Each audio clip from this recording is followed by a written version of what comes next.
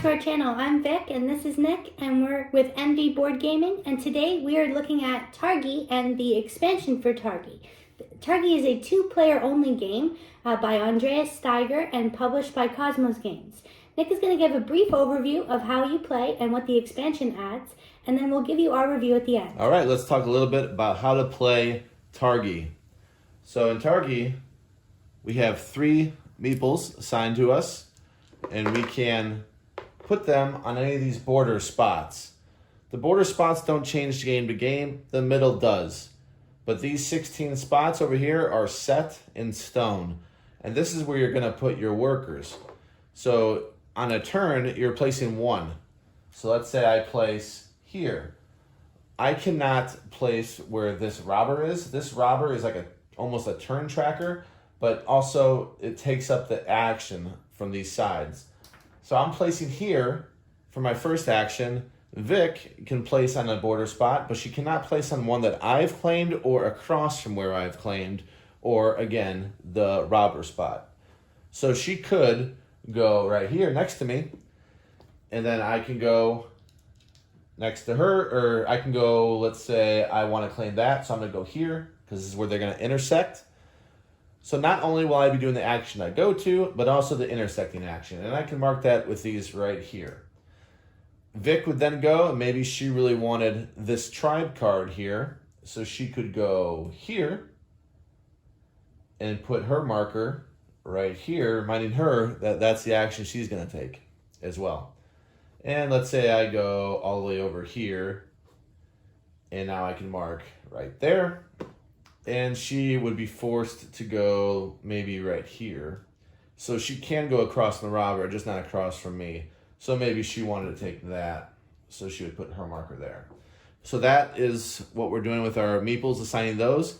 Then the first player, in this instance it was a blue player, will take their actions in any order they wish. So they'll take 2 of these pepper, take that away, take 2 pepper right here, put it in their supply.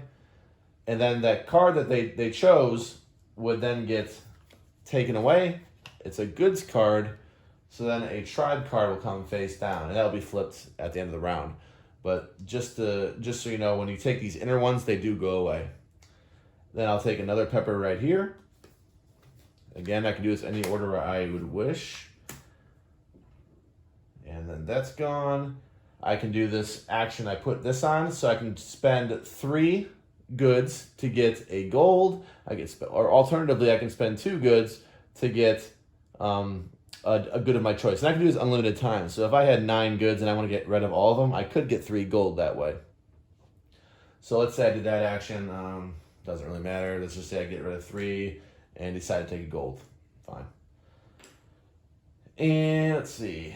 I would get this pepper, or these dates, I mean, for that. This card here means I get a random good, so I'm going to see what that is. It's another date.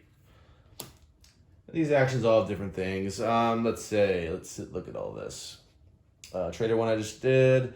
This one lets me go to any spot that isn't assigned. So in case something was blocking, I couldn't go to a particular row or column, I could do that. Vic, if she signed that and she really wanted this, but my guy was here, she could then move it right here at this point. And that uses this action. This one lets you trade for victory points, goods for victory points, or gold for victory points. This one lets you take a tribal card right here and see if you can pay for it. So this is the meat and bones, the meat and potatoes of the game. You're paying for these tribe cards right here. The goods, what it costs is right here, a coin and a salt. And then you have an ability, and you also have this graphic right here. So you're trying to collect these in sets. You notice that I have a little bit of setup because we just played. We're not going to have anything here to start the game. But for instance, you can see I did 4 of the same one in this row. So that's 4 victory points at the end of the game. I also have a set over here where it's 3 different. That's 2 victory points in the game generally. But I do have an ability that lets me do it to make it 4 different symbols to be 4 victory points instead of 2. So for me in this case, it was still 4. But usually 2 points if you do all different graphics in a row. You also get victory points with these tokens if you were to collect them, let's say at the silversmith, for instance. It's a way to get that. So the game's going to go, and it's going to keep going like that with this alternating until this hits number 16 over here. So it goes all the way around, so 16 rounds. Or one player has 12 in their tableau. So in this case, this player triggered it because off the screen they actually have other cards. So they have 12. They have 3 rows of 4, which is what you're going for. You get 3 rows, and at the most you can have in a row is 4. And yeah, you're just getting different abilities as you go. You're getting victory points also added on these cards, and so forth. So that is the basic gameplay of Targi. All right, now let's talk about what Targi's expansion adds to the game or changes to the game that are made. First off, we keep all the good cards. All these goods cards, they all stay the same. There are like 5 that were added that were involve a new resource, water. The tribe cards are all gone and replaced in the expansion. So we do have the same iconography, the same graphic over here for the different areas of the tribe or different tribes, but they have different abilities, and they may have changed a little iconography at the bottom left. But that iconography, not important. It still says exactly what it does. The iconography, you can take it or leave it pretty much. The raid cards are swapped out, so now they want specific goods instead of just a certain amount of goods. Let's see, we got the resource water is another way to spend. You can trade water for different things. You can see there's multiple options on cards involving water as opposed to just goods. So it makes it more versatile in that you can spend water in different ways. You can also at any time spend water for, I think it's 3 water for a gold and 2 water for a good of your choice. So it adds more versatility to what you're collecting out here. But really, it's still Targi. You're still doing the same things. You still have the same format right here in your display. A lot of it stays the same. All your actions are still the same. One action that did change is you have a sand dune now. So you could alternatively, as opposed to assigning it on the borders, you could assign it to one of these sand dune cards and take this action. So you will be deprived of an action on the board because you'll be missing an intersection, but you'll have this action instead, and then this will go away. So then these will replenish after either they're all gone or you hit a raid. You also have what do they call it? The Targia, I believe they call her, the purple meeple over here. She goes counterclockwise to the robber that goes clockwise. And when you move to her, you could it's just a way to get a resource from her that you'd like. Or perhaps look at a goods card. If you were to trade a good, you can look and try to gamble and see if you get something better over here. So that is added as well. Some of these actions, they did change a little bit. Now, instead of you going wherever you want to go, you have to go adjacent to where you intersected. You couldn't just hop over. You have to be adjacent. Different things like that. Little changes here and there.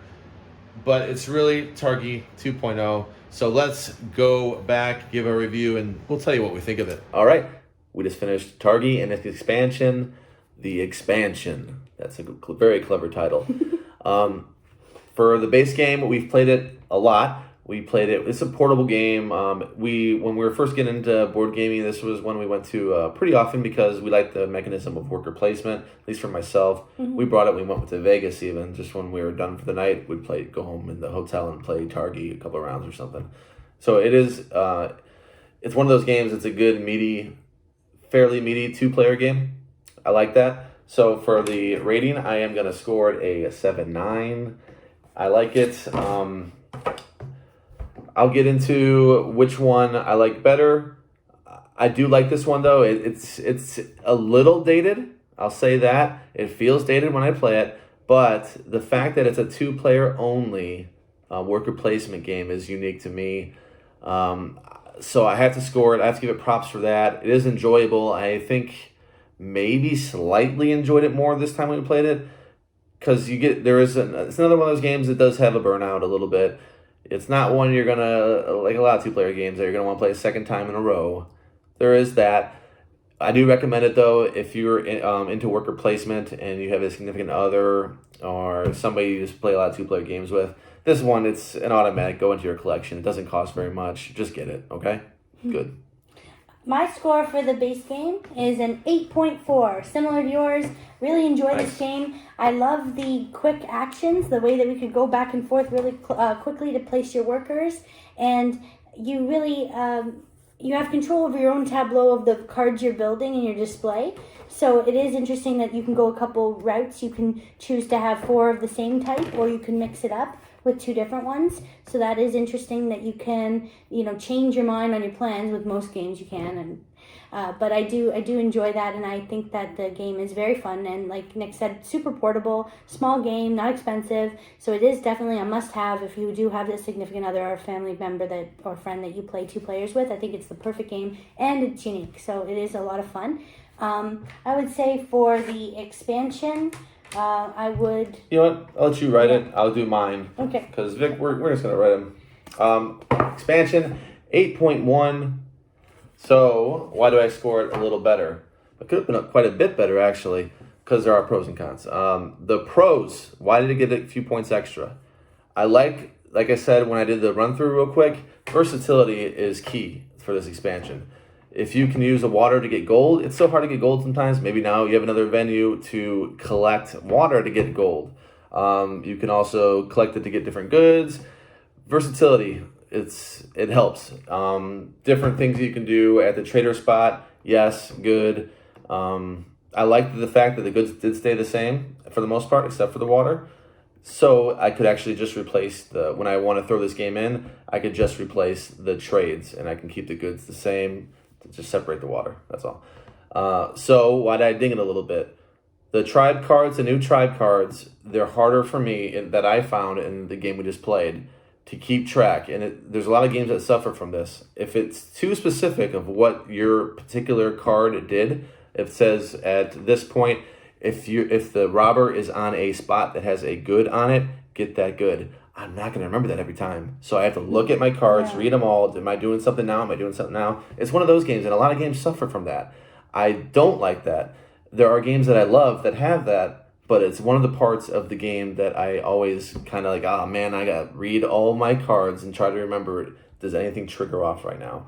I'm not going to remember, so I will have to read off every single one. And I'm usually asking you, is it okay? I didn't get this, or I didn't do this. So Can I go backtrack. back? Yeah, and there was some ambiguity on some of the cards where it says if you take this action, you get it, but if you choose not to, we didn't really know if you could still get the good. Maybe somebody in the comments below could let us know if they understand that differently, but there was a bit of a reading on one of the actions where I didn't do the action, but I still wanted to get the bonus by virtue of my display card, my tribe card. So your worker was there, yeah, but you weren't going to do the action. So not really clear, but otherwise though, the cards are really great in that they explain on the back of each one what it does. So you don't have to the cards that are laid out on the table where you actually place your worker, you don't have to reference the rule book every time. You could just read the back, which is really great because there are some cards where the symbology is really good. It's really straightforward in telling you what you're going to get if you go there. But sometimes you might not be 100% clear on what it is you can do. So the expansion also continues that, has that explanation on the back, added some things to the basic game when you replace the cards on that, the action cards on the border. So that is good. But for me, I don't even know why I wrote it again. 8 points, giving it the same score. I did it twice. I don't know why. You weren't sure. But I the same for me. It's almost a new game. It felt like a new game, but it's the same game.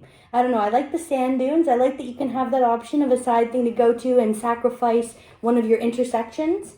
I thought that was neat. I sometimes there's not anything out there maybe that you would want, and then the sand dunes presents an opportunity to not have to worry about your opponent getting another spot and ruining that intersection for you. Yeah, I called it a 2.0 because if you're a tech person, version 2.0, it's still the disc that you know. It's still the program you know, but it just happened to do some what they call upgrades. In this case, I feel like it's just for people that played it too much and they want to change up Targi a little bit. And for that, I think it did a good job. So if we played Targi a ton, we probably only played this before maybe 6, 7 times. Yeah. So we'd space them out. Like I said, it had a burnout, so we're not going to sit there and play it. So we'd play it once in a while and quite a bit. No Targi marathons. No, never. Never. So for that purpose, that's why I scored it high, and Vic scored it high too. She actually scored it higher. I just happen to think maybe it was slightly better. Yeah. I enjoy it. I really like it. Let us know in the comment section below if you have picked up the expansion for Targi and what you think it adds to the game, or if you feel that it takes away from the base game, and or if you are not the type to get expansions and you like to just stick with the base all the way. Let us know. Like this video if you haven't already, and please do subscribe to our channel. We update new videos every week, twice weekly, and we love the support. Thank you so much. Bye.